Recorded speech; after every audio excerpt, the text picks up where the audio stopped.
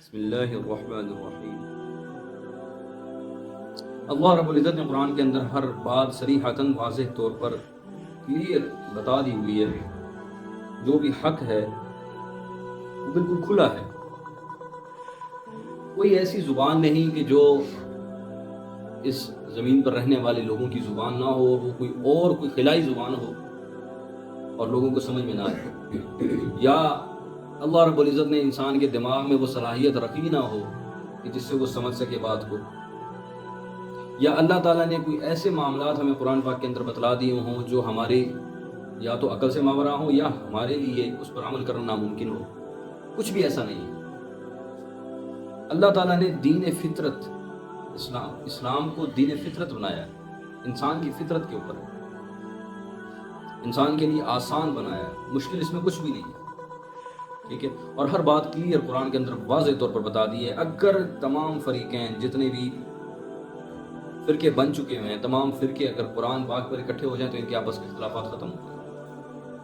اپنی اپنی تعویلات کے مطابق ترجمہ کرنا اور اس کی تفاسیر لینا صرف اسی وجہ سے کیونکہ قرآن پاک کے ہر جو ہے وہ جملے کے کئی مطلب نکلتے ہیں اور کئی اس کو ایک علم کا سمندر ہے۔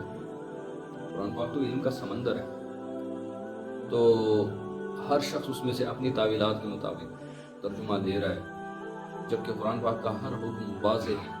پھر اس کے علاوہ جو اختلافات ہیں اس کے بارے میں اللہ تعالیٰ خود ارشاد فرماتے ہیں کہ تم لوگ آپس میں مت اس کے اوپر الجھو، بلکہ کچھ معاملات ایسے ہیں جن کا فیصلہ اللہ تعالیٰ خود قیامت والے دن فرمائیں گے، ٹھیک ہے۔ وہ لوگوں کی عقل سے ماورا ہیں یا ان کی سمجھ سے بالاتر ہیں وہ چیزیں۔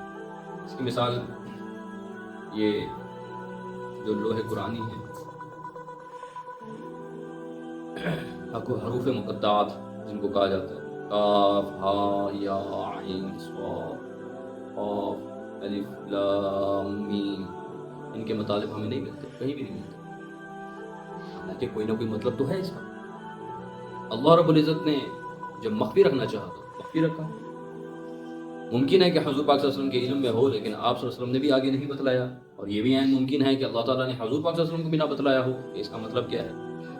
قرآن کا حصہ ہے، اس وقت بھی تھے جب یہ قرآن پاک نازل ہوا، اور اس کے بعد بھی، اور قیامت تک یہ الفاظ بولے جائیں گے، یاد کیے جائیں گے، لکھے جائیں گے، پڑھے جائیں گے۔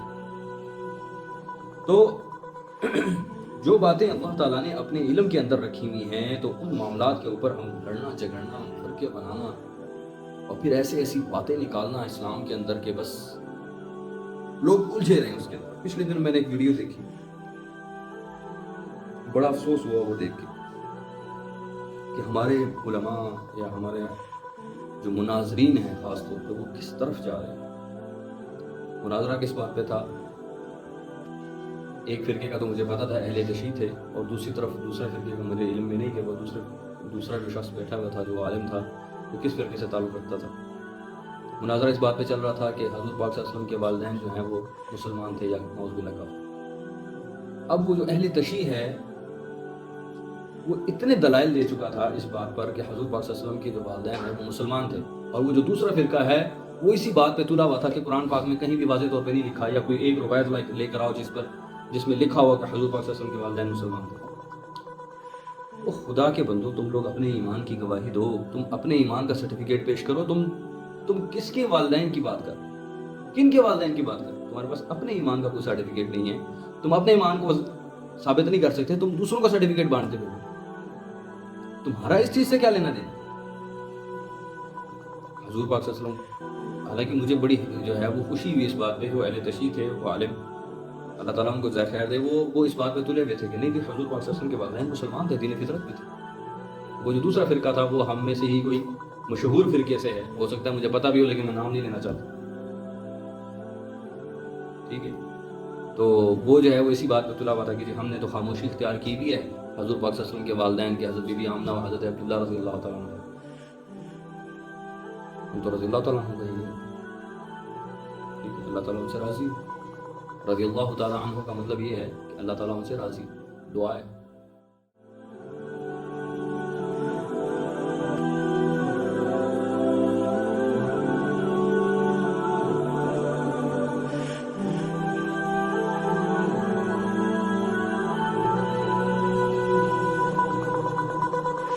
ہے.